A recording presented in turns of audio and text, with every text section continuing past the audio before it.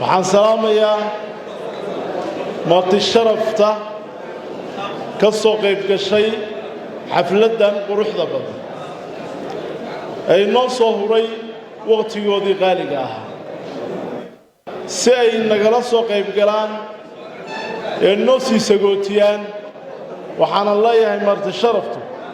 aad iyo aad mahadsantihiin jazaaka allah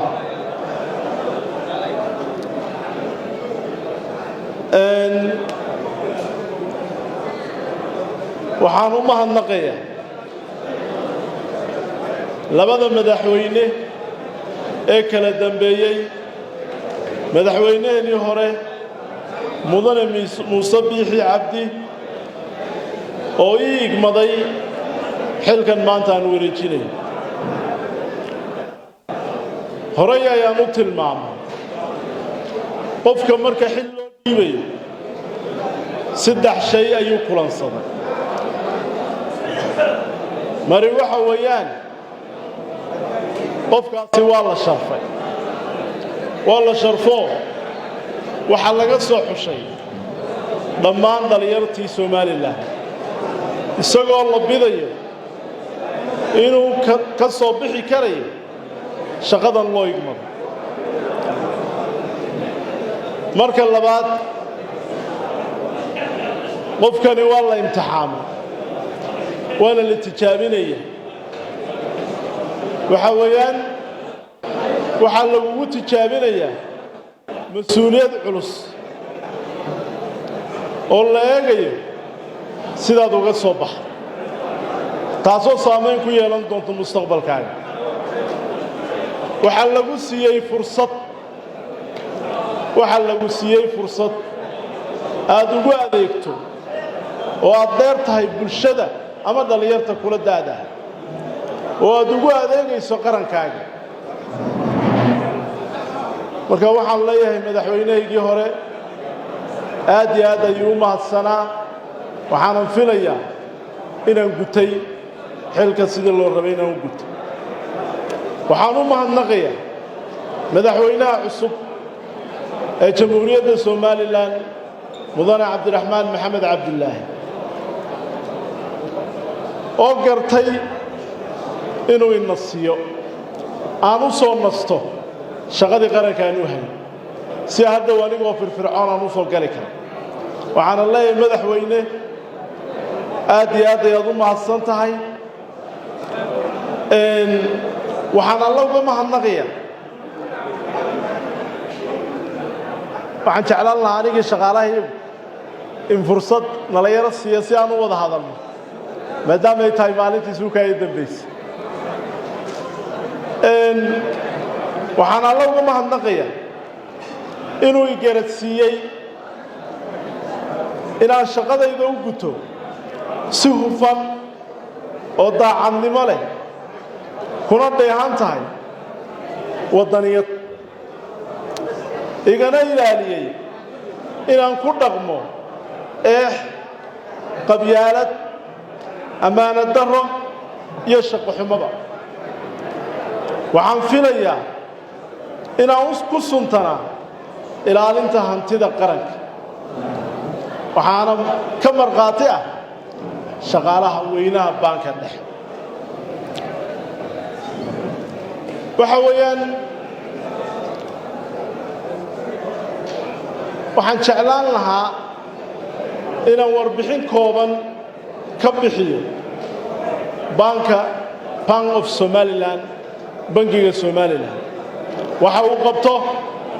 horeyna waa looga warramay mas'uuliyiintii ugu horreysay ka warrantay anigana in yar kooban ayaan ka tilmaami lahaa banka dhexe ee jamhuuriyadda Somaliland waxay isugu jiraan laba baan waa Central Bank iyo Commercial Bank waxa weeyaan banka dhexe wuxuu mas'uul ka yahay monetary policy price stability and economic growth wuxuu mas'uul ka yahay financial stability in laga hortago financial crisis-ka inuu fangareeyo ama kaabid u sameeyo baananka dalka ka jira taasoo imika awoodayda aynan lahayn banka dhexe wuxuu supervise gareeyaa ama shaqadiisu tahay banking supervision in la korjoogteeyo baananka si loo hubiyo inay dhaqaale ahaan isku filan yihiin una maamulaan dhaqaalaha ay dadku u hayaan si taxaddar leh banka dhexe wuxuu analyze gareeyaa financial activities si loo helo dhaqaale caafimaad qaba oo ka dhowrsan waxyaabaha maanta dunida ku soo kordhay ee maalgelinta argagixisada marka banka dhexe waa mas'uuliyadaha ugu waaweyn uu qabtay ay ka mid tahay banka dhexe waxaa mas'uuliyadiisu ka mid ah inuu research ku sameeyo publication gareeyo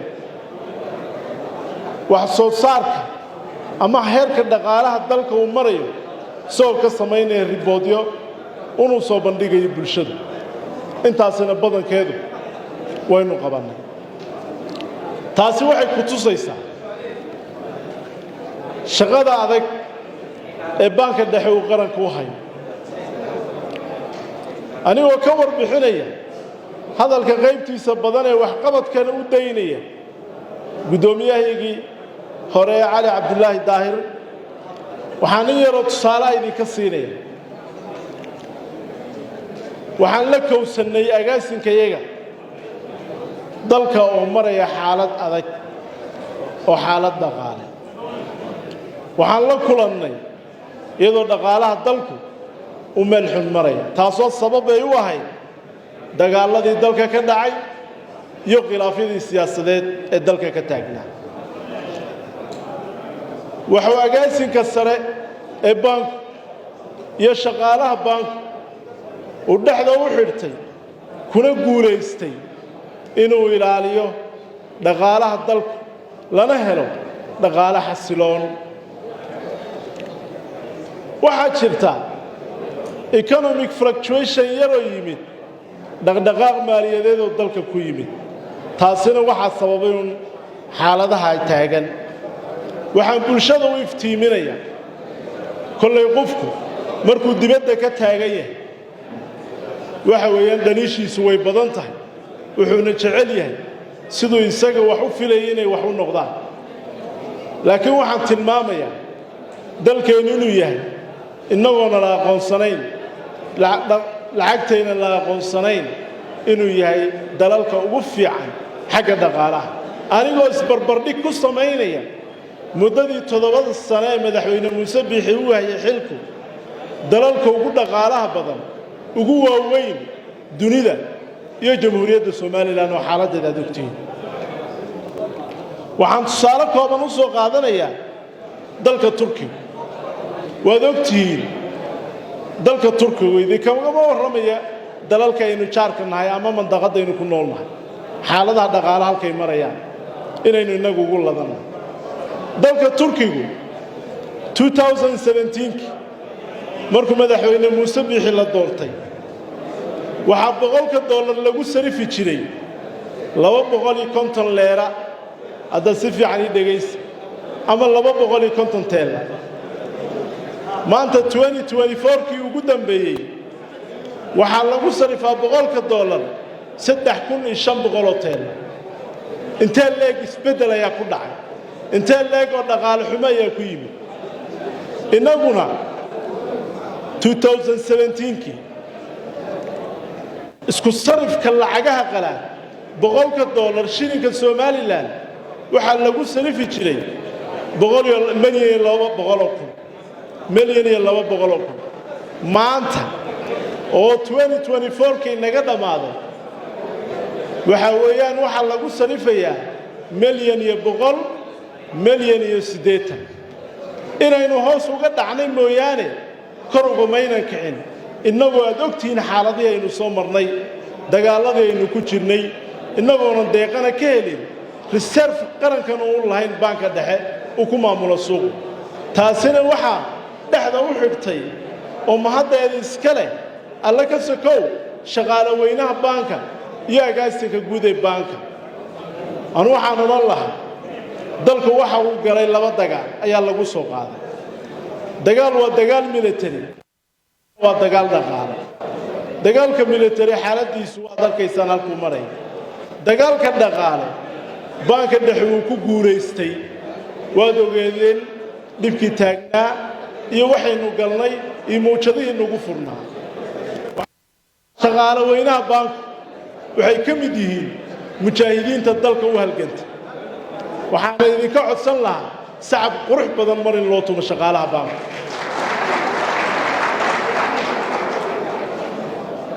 waxa weeyaan kolley hadalku waxaan u hambaynayaa una daynayaa agaasinkayga iga sarreeyey ee guddoomiyaha iyo guddoomiye ku-xigeenkii hore iyo agaasinka cusub ee iyaguna kelmadooda halkan ka odhan doono anigoo kaftamay maanta iyo lama mid ah maalintii xilka lay magacaabay maalintaasi waxaan dareemayay baqashooyin naxdin badan waxa ay fuulaysay culays waana dareemi karaa maanta agaasinka cusub ayaguna waxay dareemayaan isla maalintii waxaan dareemayo kale maalinta halkan waxaan ka idhi war maanta waan baqanayaa ii duceeya adiguna maanta waxaan idinka codsanayaa inaad u ducaysaan agaasinka cusub ilaahay inuu ku asturo xilkan adag ee caqabadaha badan ee waxa weeyaan ay qabteen ama loo igmado haddii aan hal qiso yaroo kooban aan ka soo qaato caqabadihii aan la kulmay intaan xilka hayay waxa weeyaan waa laba daran mid dooro ayaad galaysaa maalin maalmaha ka mid ah anigoo safar ugu socda magaalada Caynaba ayaa dalku waa jabhadii wax weeyiga ka jireen waxa lagu yiri jabhada ayaa Oodweyne gashay magaalada Oodweyne waxaan ku leenahay xarun waxaan eegay mobile wadnaha yaxan mid yaro ka hoos leh baanka taga waxa weeyaan dhaqaalihii dalka iyo amaanadii qarankan halka ay tahay waxaan raadiyay gudoomiyii waana salay waan ka wada hadalnay waxaan raadiyay madaxweynaha waan isweynay inanka xogaya wuxuu igu yiri agaasima go'aan qaado go'aankii ugu qaraarayaan qaato kamid ah waxa dhacday in aan habeen barkii aan magaalada anigee shaqaalaha ila socday aan tagno si aynu uga soo qaadno lacagtii inta ugu muhiimsaneed ee meesha taal intay xaaladuhu ka kala degayaan waxa igu dhacday laba arrimood waa laba daran mid dooro haddii anigoo soo wada lacagta ay dhibaato la kulanto tuuga koowaad waa aniga haddii anigoonan tegin lacagta ay dhibaato la kulanto mas'uuliyad darrada ugu weyn anigay saaranta marka danta waxay ugu kaliftay inaan midun qaato waxaan qaatay inaan isbiimeeyo tiina alla way ugu guuleeyay saadaasha aan ka baqanay way dhacday maalintii ku xigtay gaariga baanko meesha dhex yaalay ciidanka meesha dhex yaalay ayay qaateen jabhadii meesha inay timi marka taasi horta waxay caqabadaha ugu adag adigoo gurigaaga hurda oo xaafadaada la jooga caruurtaada la jooga ayaa mid kula soo hadlaya waxa lagu leeyahay maanta sarifka uu kordhay maxaad ka damacsantay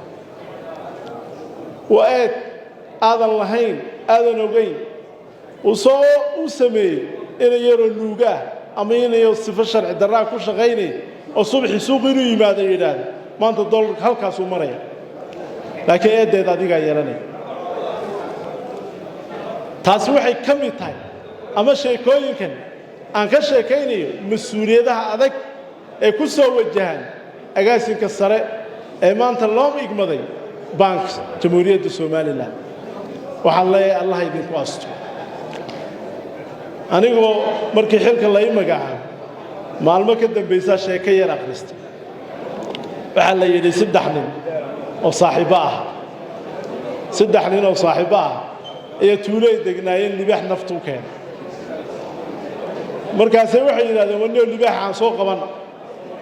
mid wuxuu yidhi lugtaan qabanaya midna wuxuu yidhi seentaan qabanaya anigu midna wuxuu yidhi dhegtaan qabanaya kii yidhi dhegtaan qabanaya markii libaaxi la iska hor yimid ayuu wuxuu yidhi war ileen ilma adeerayaan ragga caadadii ma ahayn ballan uu qaado inuu ka baxee laakiin kelmadaan idin leeyahay wuxuu yidhi dhegtii afkaa isu dhow dhegtii afka ayaa isu dhow markaa anigu waxaan leeyahay agaasinka iyagu hawshaynu waxay noqonaysaa ay nagu soo wajahaan dhegtii afka isu dhow meesha way riski badan tahay allah idinku asto xil isku wareejintu qori isu dhiibku wuxuu ka soo bilaabmayaa ama uu ka soo bilaabmay madaxdayada sare waa waxay Soomaaliland caanka ku tahay madaxweynaheenii hore mudane Muuse Biixi Cabdi wuxuu si sharaf leh oo gobonimo leh oo farxad leh ugu wareejiyay walaalkii oo madaxweynaha cusub ee Jamhuuriyadda Soomaaliland mudane Cabdiraxmaan Cabdilaahi Ciro annaguna maanta inagoo faraxsan ayaan waxaan xilka ugu wareejinaynaa walaaladayada nasin doona ee ayaguna insha Allah meesha Allah ku astura inagala wareegi doona inaan si farxad leh walaalnimo ku dheehan tahay aan inagana xilka ugu wareejino kuna garab istaagno maalin allaala maalintay noo baahdaan aanu nimaadno wixii talo iyo tusaale aan ku darsan karno iyo wixii aan waayo aragnimo dheernahay aan ku kordhin waxaan ku soo gabagabayn lahaa hadalkaygu waxaa halkan fadhiya badankoodu shaqaale weynihii baanka dhexe maamulayaashii laamaha oo dhinaca midiga iga fadhiya agaasimo waaxiidyadii Central Bank oo dhinaca bidixii iga fadhiya horta waxaan idin leeyahay aad iyo aad aan idin jeclahay waxaan kaloo idin leeyahay waxaad tihiin ama aan idinku tilmaami karaa shaqaalaha ugu fiican ee qaranka ka shaqeeya tin noqoto iyo hadday tayo noqoto in badanna waa idin tabi doonaa waan jeclayn inaan wada shaqayno laakiin shaqada waqtigeeda intaa ku ekaa waynanu isu soo noqon doonnaa hadduu ilaahay cimrigeena ugu sameeya caafimaadkuba waxaan idin leeyahay agaasinka iyaga sidaad ula shaqayseen agaasinkiina cusubna ula shaqeeya kuna garab istaaga Soomaali waxay tiraahdaa far kaliya foolma dhaqan waxaan kaloo ugu ducaynayaa agaasinka iyaga hore guddoomiyahayagii iyo guddoomiye ku-xigeenkii Cali Cabdulaahi Daahir muddadii aan wada shaqaynaynay aan nalaga maqal wax khilaaf taasoo sababteedu u lahaa guddoomiye Cali tanaasul odaynimo isku wad midayn Allah ku sharfo Allah ku karaameeyo guddoomiye Cali Cabdulaahi Daahir aniguna waxa la yiri fulay xantiimo moogeen waxa weeyaan shaqaaluhu hal midun bay ugu yaraxantaan waxay yiraahdaan agaasimaha uu gacan adag hadda intaan hal iga caf kulli xukuumadayadii hore ayaa siyaasadeedu wuxuu ahaa gacan adeegii in hantidii lagu yara dhago marka taa aanu qalad kuma lahayn iga raali ahaada iskana ka cafiyo waxaan idinku salaamayaa salaamta islaamka السلام عليكم ورحمة الله وبركاته كلن كان يكلن ضمن إن شاء الله ويسوي من ضنا السلام عليكم